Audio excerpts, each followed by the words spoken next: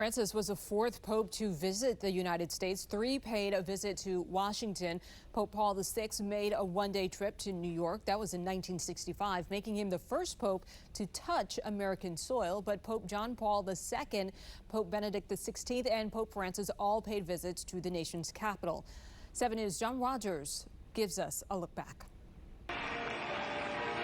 John Paul II, who grew up in communist Poland, was the first pope to visit Washington, D.C. in 1979.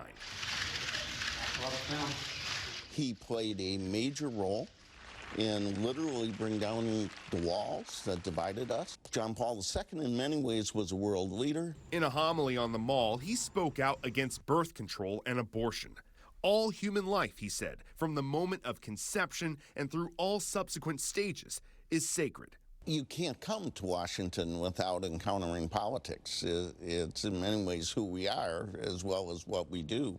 John Paul II would visit the U.S. 6 more times through 1999. When Pope Benedict visited Washington in 2008, he addressed the church's sexual abuse scandal repeatedly, even before his plane touched the ground. It's difficult for me to understand how it was possible that priests betrayed in this way. The clerical abuse scandal is an open wound in the church. It still is. And no pastor, certainly no pope, can come to our church, our country, and not address it. And then came the People's Pope.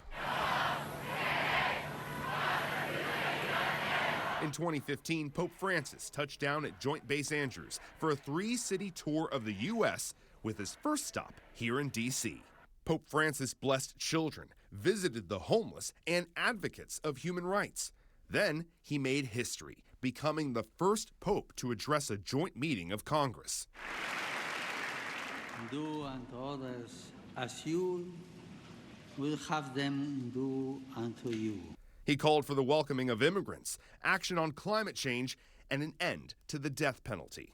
I think his visit to Congress gave people an opportunity to recognize that the church has such a desire to be a partner with people of goodwill who want the human flourishing of the person and of our communities. That was a really striking moment to say that we're a church who's very much present in the world, even though we want people to come to know the Lord and to think about what is to come.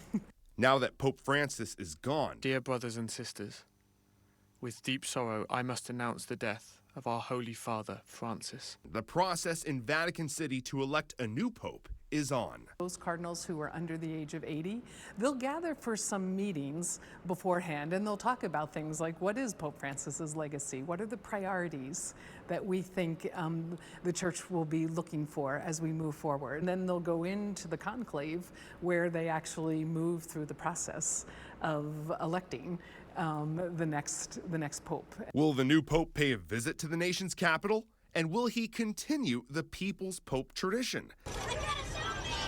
We'll have to wait and see.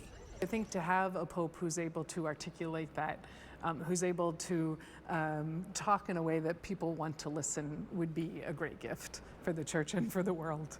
John Rogers, 7 News.